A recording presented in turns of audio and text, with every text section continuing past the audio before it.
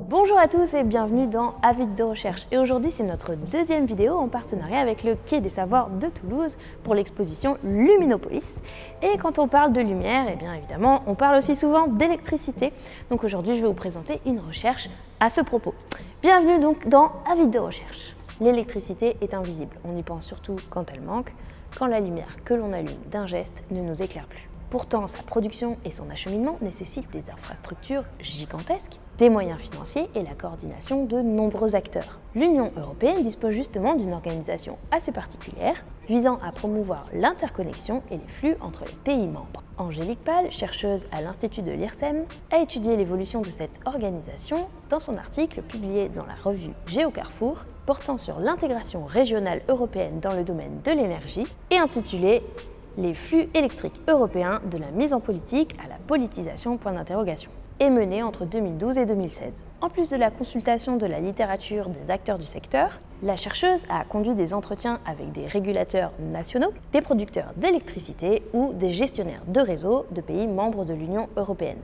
Les flux d'électricité, d'ordinaire discrets, arrivent de plus en plus souvent à la une à travers un regain d'intérêt des différentes sphères politiques. Angélique Pahl note que les flux d'électricité ont fortement augmenté entre pays membres de l'Union européenne. Si cette augmentation était au début invisible, puisqu'elle passait par des infrastructures déjà existantes, la situation change lorsque de nouvelles infrastructures sont mises en place pour faciliter les échanges transfrontaliers. Mais l'interconnexion des réseaux autrefois autonomes amène des craintes d'interdépendance et pose des questions de souveraineté nationale. Les économies des différents pays européens dépendent largement de l'électricité. Et il est donc nécessaire pour chaque État de prêter une attention particulière pour sécuriser sa production et son approvisionnement. Est-ce que ce regain d'intérêt remet en cause la politique européenne d'interconnexion de ces réseaux nationaux? Et est-ce qu'après une étape de mise en place technique, les flux d'électricité ne deviennent pas politiques? En se nommant Communauté européenne du charbon et de l'acier en 1951, l'ancêtre de l'Union européenne montre clairement un intérêt particulier pour l'énergie. Ce qui est confirmé en 1957 avec le traité Euratom, qui vise à coordonner le développement technologique de la production énergétique nucléaire. Pourtant, Angélique Pahl explique que, je cite, « la relation de l'Union européenne à l'énergie est complexe et parfois paradoxale ».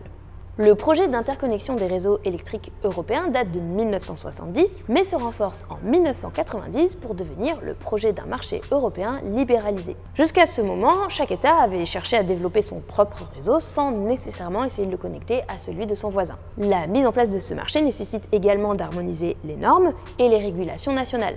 Angélique Pahl nous explique que ceci a été pensé comme une stratégie politique. Il s'agit de créer une unité entre les pays par les, je cite, « solidarité de fait ». Une phrase de Jean Monnet reprise comme credo de la théorie néo-fonctionnaliste. Je vais vous expliquer ce que c'est. C'est une stratégie politique qui vise à ce que la coordination sur un domaine particulier débouche vers la coopération dans un autre domaine et ainsi de suite. C'est donc la recherche d'un effet boule de neige qui devrait permettre à terme de créer une coopération supranationale disposant d'institutions qui deviendraient alors le point de référence politique. En regardant ce graphique qui indique la valeur des échanges électriques en milliards de dollars entre 1970 et 2012, on voit clairement la croissance de ces échanges à partir de 1990 et son accélération en 2000. En 2014, 11 pays de l'UE ont importé plus de 10% de leur consommation annuelle d'autres pays de l'espace électrique européen et 9 pays, dont la France, exportent plus de 10% de leur production vers ceux-ci. Cette hausse des échanges a été accompagnée de nouvelles institutions, comme le réseau européen des gestionnaires de réseaux de transport d'électricité créé en 2008. Cette organisation a pour mission d'assurer la coopération des gestionnaires de réseaux de chaque État. Même chose pour l'Agence de régulation des coopérateurs de l'énergie créée en 2011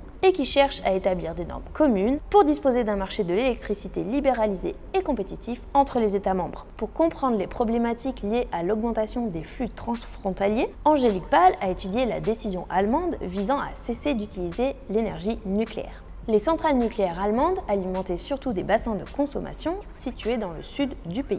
Mais elles sont remplacées par une production d'énergie renouvelable située dans le nord du pays. Ce sont notamment des fermes éoliennes en mer du Nord adossées à des centrales au gaz et au charbon. Le problème est assez évident si on regarde cette carte d'acheminement des infrastructures de l'électricité en Allemagne. La plupart des lignes qui visent à relier le nord et le sud n'existent pas encore. Pour réaliser l'acheminement, l'Allemagne va utiliser les réseaux et les infrastructures des pays voisins, mais cela menace leur stabilité. Ces réseaux n'ont jamais été conçus pour supporter la production d'électricité allemande et les particularités d'une production d'énergie éolienne. Les gestionnaires des réseaux polonais et tchèques ont réagi en construisant des sortes de postes de contrôle aux frontières de leur réseau pour limiter les flux allemands, ce qui va clairement à l'encontre de l'objectif d'interconnexion de l'Union européenne. La décision de l'Allemagne ayant été prise avant de disposer des infrastructures et sans prendre en compte les impacts à l'échelle internationale, a révélé les tensions de cette politique. La croissance des échanges d'électricité intereuropéens et son administration par des institutions européennes leur a donné une dimension diplomatique. Les États ne sont pas toujours immédiatement conscients de cette diplomatie, qui vient pourtant peser sur leur politique énergétique. La chercheuse ajoute que d'autres problématiques sont à prendre en compte, notamment les politiques de transition énergétique portées par l'Union européenne et certains États. Les productions d'énergie éolienne et solaire nécessitent des infrastructures adaptées. Les deux politiques, à la fois l'intégration européenne et la transition énergétique, donnent lieu à la construction de nouvelles infrastructures, des projets contre lesquels des oppositions peuvent émerger. Angélique Pahl précise que tous les projets ne donnent pas lieu à des contestations, mais elle note que la source de ces tensions est souvent due à une prise en compte de ces impacts à une échelle différente. Quand le gestionnaire du réseau national va lui analyser le bénéfice par la réduction des émissions de CO2 ou en production de mégawatts d'origine renouvelable, les populations locales vont se focaliser sur les aspects plus proches, comme l'impact sur le paysage et la préservation de la biodiversité régionale. Des éléments qui ne sont pas pris en compte prioritairement par les grands projets d'infrastructure. Ces tensions et la croissance des flux d'électricité à l'échelle de l'Europe ont conduit à un regain de la question sur les scènes politiques et médiatiques. Le réseau européen des gestionnaires de réseaux de transport d'électricité, plutôt composé d'ingénieurs à sa création, a dû augmenter ses effectifs en charge de la relation avec le secteur politique européen. Les institutions de régulation nationales ont-elles vu leur périmètre se réduire. Comme l'explique un membre du Bureau des marchés de gaz et de l'électricité, l'organisme de régulation du Royaume-Uni. Je cite, « Il avait beaucoup plus de pouvoir autrefois, jusque vers 2010 sur ces questions-là, mais l'énergie a été reprise en main par le politique, notamment à cause de la question très sensible d'un point de vue électoral du prix de l'électricité. »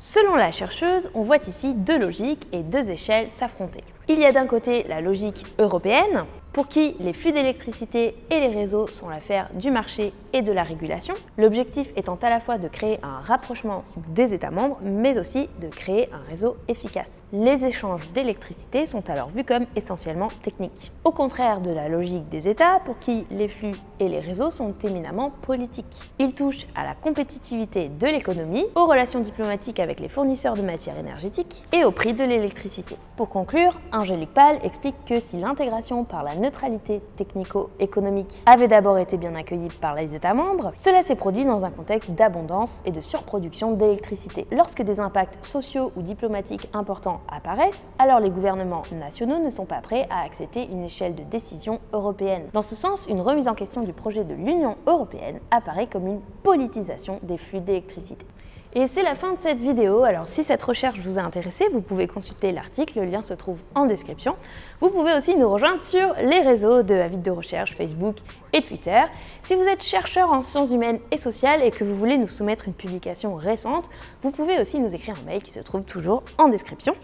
Et donc moi je vous dis à dans un mois pour un nouvel Avis de recherche à Luminopolis.